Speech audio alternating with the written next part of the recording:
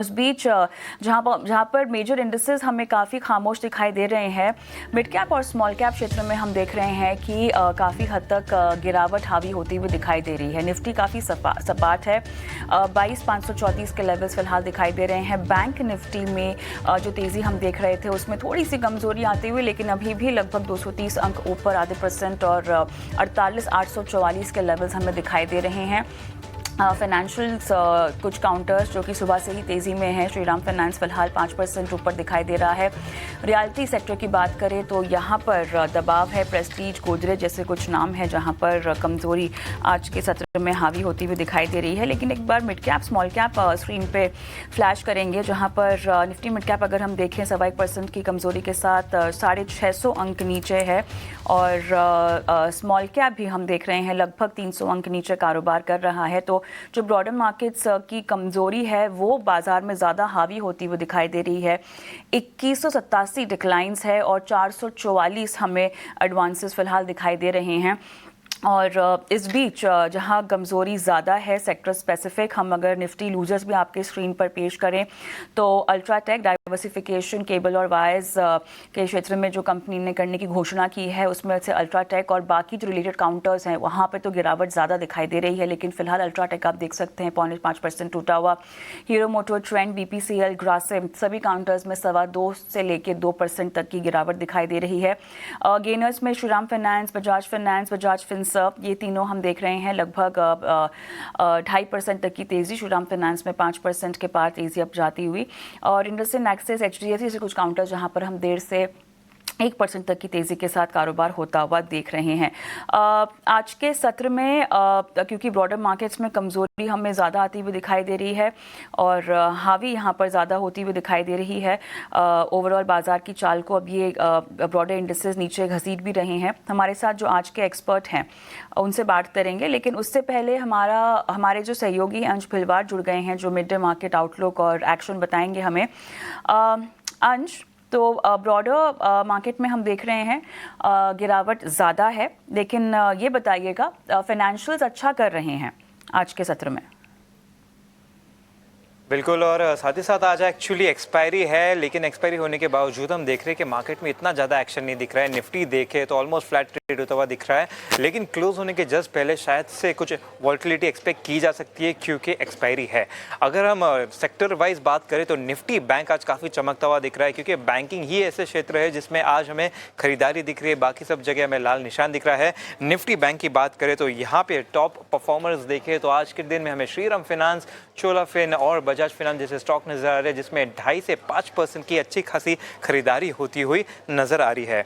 Worst performing sector की बात करें तो निफ्टी ऑटो इंडेक्स दबाव में नजर आ रहा है। पिछले कई सेशन से हम देख रहे हैं बीच बीच में बार बार इसमें बिकवाली हो रही है, आज भी काफ़ी बिकवाली होती हुई दिख रही है। स्टॉक्स देखें तो यहाँ पे हमें एक्चुअली रियल्टी शेयर में भी हमें काफ़ी ज़्यादा दबाव दिख रहे हैं, और यहाँ पे अगर हम देखें इसके स्टॉक्स तो यहाँ पे हमें प्रेस्टीज एस्टेट, फिनिक्स मिल्स और गोदरेज प्रॉपर्टी जैसे शेयर्स बनते हुए नजर आते हैं।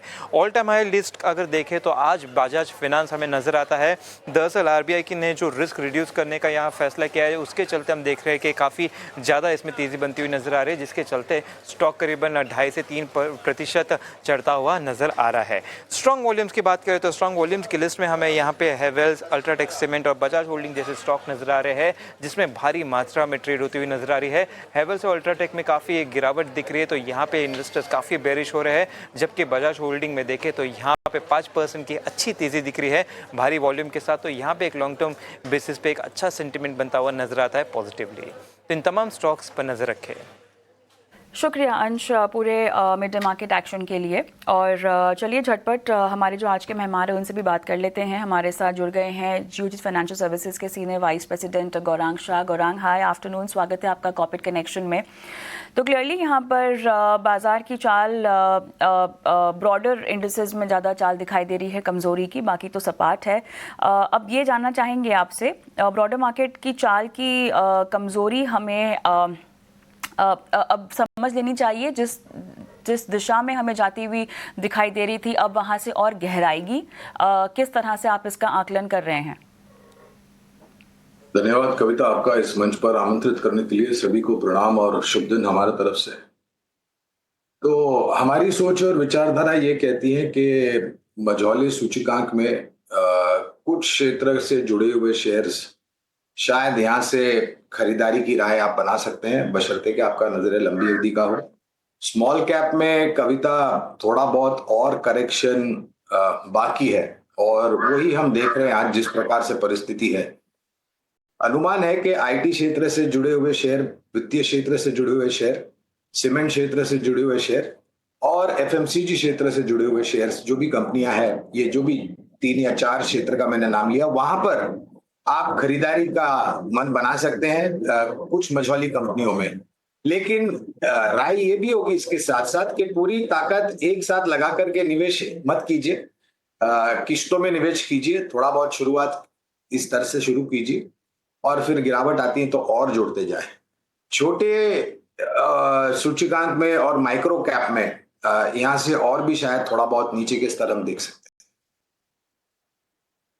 ऑलराइट गौरांग, आपके पास हम फिर से आएंगे, लेकिन कुछ सेक्टर स्पेसिफिक खबरें हैं जिसके चलते हम बाजार में रिएक्शन भी देख रहे हैं।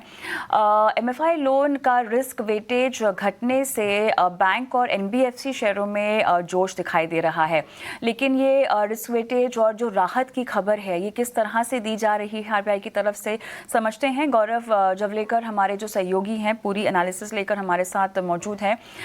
गौरव, समझाइएगा ये रिस्क वेटेज घटने का मतलब हम कैसे समझें, और जो जोश हमें दिखाई दे रहा है आखिर ये कितना टिकाऊ है?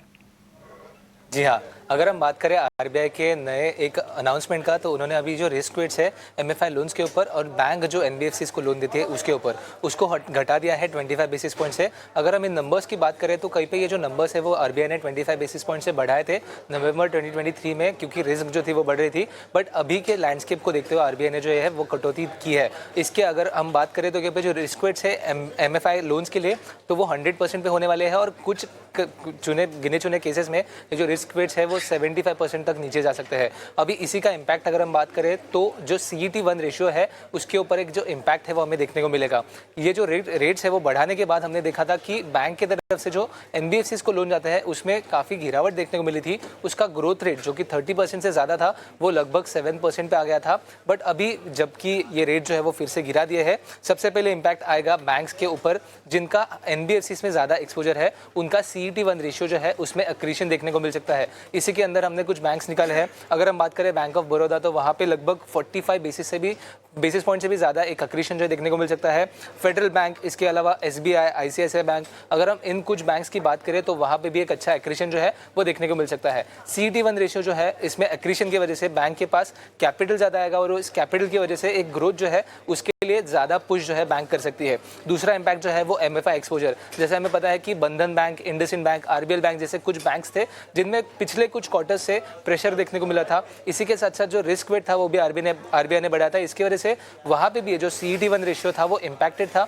अभी ये जो 25 बेसिस पॉइंट का फॉल है इसकी वजह से इन बैंक्स में भी CET1 रेशियो में एक बूस्ट देखने को मिल सकता है। इनफैक्ट अगर हम बात करें बंधन बैंक, लगभग 40% से भी ज़्यादा पोर्टफोलियो जो है वो उनका MFI और अनसिक्योर्ड सेगमेंट में है। और इसी डिसीजन के बाद अभी CLSA का मानना यह है कि ये जो CET1 है उसमें 160 बेसिस पॉइंट का अक्रीशन जो है वो देखने को मिल सकता है। इंडसइंड बैंक की भी बात करें तो वहाँ पे भी लगभग 30 बेसिस पॉइंट से भी ज़्यादा एक्रीशन जो है इस डिसीजन की वजह से देखने को मिल सकता है। और इसी के बाद हमने देखा आज के दिन में एक तेज़ी इन सब स्टॉक्स में भी देखने को मिली।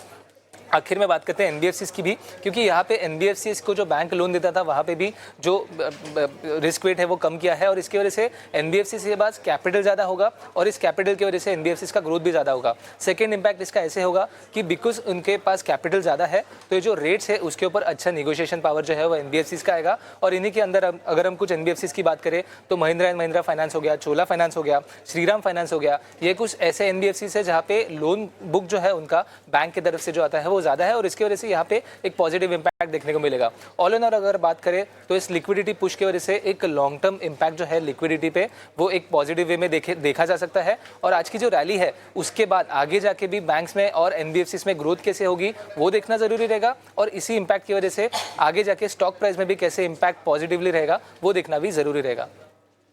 शुक्रिया पूरी समझाइश के लिए।